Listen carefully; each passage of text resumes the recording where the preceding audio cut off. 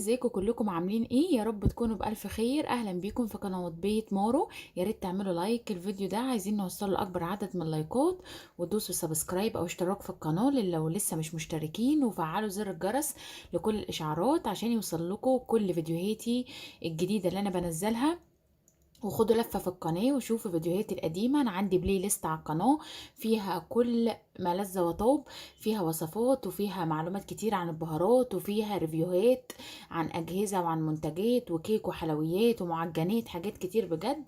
فخدوا لفة كده في القناة وشوفوا فيديوهاتي، وشرفوني على صفحتي وجروبي على الفيس والانستجرام والتويتر، هتلاقوا لينكاتهم تحت في صندوق الوصف. ويلا بينا نبتدي فيديو النهارده هنعمل وصفة بالبطاطس. انا عاملة كذا وصفة بالبطاطس على القناة. النهارده هعمل لكم وصفه جديده بالبطاطس تحفه جدا. هي وصفه كده من اختراعي، حبيت يعني ادمج بين حاجتين بحبهم، فعملتها وطلعت حلوه جدا جدا، وبقالي سنين بعملها فقلت لازم اعملها معاكم. هي وصفه البطاطس بالفيجيتار. تمام. وصفة حلوة، جربوها هتعجبكم بجد، وسهلة جدا مش بتاخد وقت خالص. انا هنا معايا 4 بطاطسات من البطاطس الحمراء اللي هي بتاعت الآلية. ليه انا استخدمت البطاطس الحمراء؟ علشان خاطر ما بتشربش زيت. الوصفة دي عايزة نوع بطاطس ما بتشربش زيت لان احنا هنقليها. فانا حابة استخدم البطاطس دي. انا جربتها قبل كده بالبطاطس التانية بس طلعت مش حلوة علشان بتشرب زيت، والبطاطس بعد ما بتشرب زيت بتطرى، فانا مش عايزاها طرية قوي. تمام. فاستخدموا نوع البطاطس ده، هي موجودة في كل الاسواق. قولي اللي هتشتري منه عايزة بطاطس تحمير. تمام. بيبقى فيها كده ايه، نقط حمراء. بس انا هقشر البطاطس وارجع معاكم ونكمل الوصفة مع بعض. جبت حلة فيها مية اللي هتتحط على النار علشان اسلق فيها البطاطس. تمام. ودي البطاطس قشرتها وغسلتها، هقطعها قطع تخينة كده عشان مش عايزاها تبقى مهرية. تمام. او شاربة مية كتير. يعني مثلا البطاطسية الواحدة قطعوها على 4 سلايسات كده.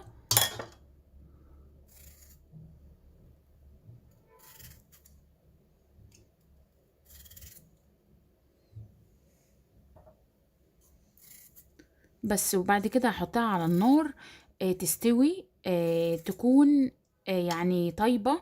تمام. بس مش مهرية. بس وهحط في المية دي شوية ملح بس كده.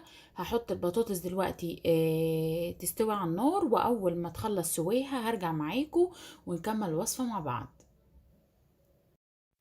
هنا بعد ما البطاطس طابت قعدت على النار ربع ساعة بعد الغليان. تمام. يعني بعد ما المية تغلي ربع ساعة. تمام. ماسكة نفسها كويس بس طيبة. تمام. هعمل ايه؟ حطيتها في طبق كده، هحط عليها معلقة ملح صغيرة او رشة ملح كده كويسة. تمام. بس ما تكتروش الملح لان احنا هنحط مكون بعد كده فيه ملح. تمام. حطيت رشة فلفل اسود، وهحط معلقة صغيرة كمون. كمون بيدي البطاطس طعم جميل جدا. ودلوقتي هحط المكون اللي بيدي البطاطس دي قوام وطعم بجد تحفة، هو كيس الفيجيتار. سواء عايزة تعمليها فيجيتار عادي او فيجيتار حار. انا بعملها فيجيتار حار، بيديها طعم حلو جدا وما بيبقاش حراق قوي. تمام. بس بيديها طعم خرافي. فانا هحط كيس فيجيتار، وهبتدي اهرس البطاطس. لو عندكم هريسة يبقى تمام جدا، ما عندكوش هريسة يبقى بالشوكة. اوعوا تحطوها في الكبة، لو حطيتوها في الكبة هتقلب معايا بطاطس بيوريه. انا مش عايزاها بطاطس بيوريه. تمام. انتوا هرسوها كويس بالهريسة او بالشوكة. انا هرستها. تمام. هنحط ايه دلوقتي؟ بس لازم تكون البطاطس هديت من السخونة. هنحط بيضتين. تمام. ورباهم، ربوا بيضتين كده وحطيهم على البطاطس وتقلبي بسرعة وما تكونش البطاطس سخنة. تمام. بس هقلب البيض في البطاطس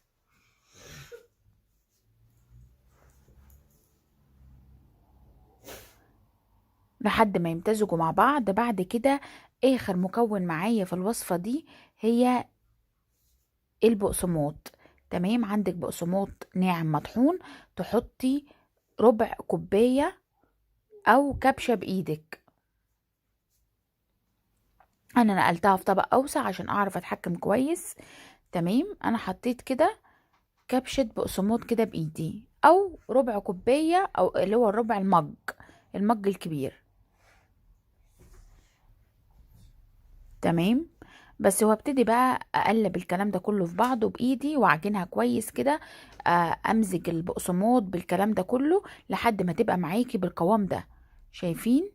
سهلة جدا. هنيجي بقى على البوتاجاز في طاسة غويطة فيها زيت، مش كتير، زيت عادي كأنك هتقلي بطاطس عادية. تمام. اول ما الزيت يسخن يبقى حرارته متوسطه، لا عاليه قوي.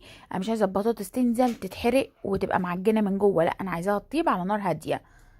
وتجيبي شايفه البطاطس قوامها عامل ازاي، تتكور عادي جدا كانك بتصبعي كفته.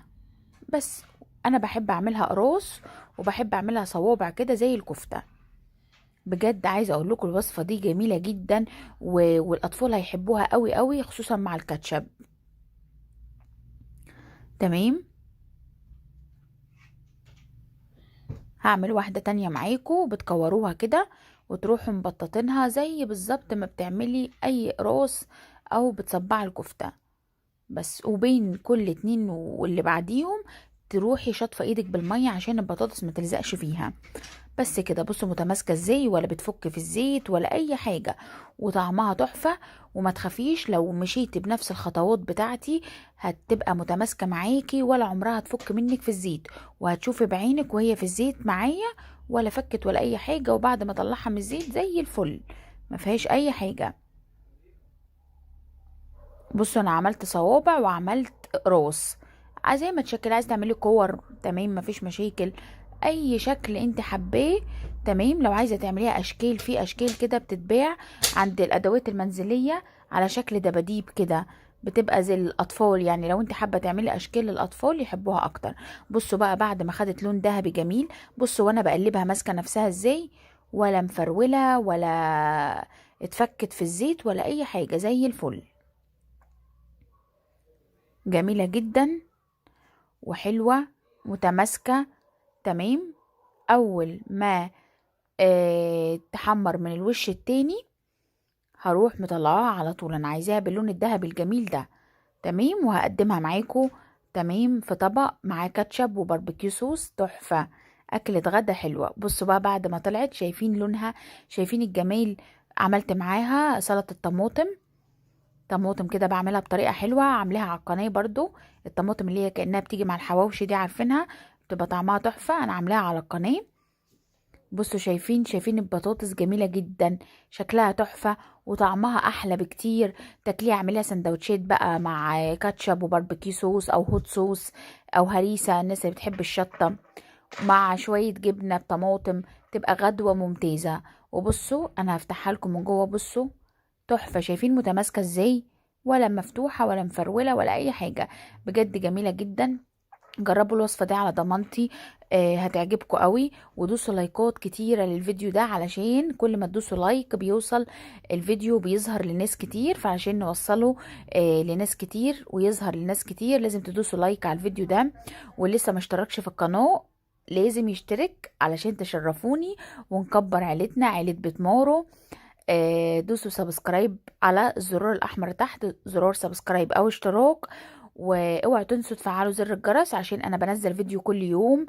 فعشان يوصل لكم الفيديو ده وتعرفوا ان انا نزلت فيديو لازم تكونوا مفعلين زر الجرس لكل الاشعارات. وشكرا بجد لكومنتاتكم، في ناس بتكتب لي كومنتات بجد عزيز على قلبي جدا. الكومنتات دي بتنسي الواحد اي تعب بيعمله في القناه. فشكرا لكومنتاتكم، واكتبوا لي كومنتات اللي جرب اي وصفه من قناتي، يا ريت يكتب لي تحت في الكومنتات جرب وصفه ايه وطلعت معاه ايه. وشكرا لكل متابع فيكم، واشوفكم الفيديو الجاي مع الف سلامه.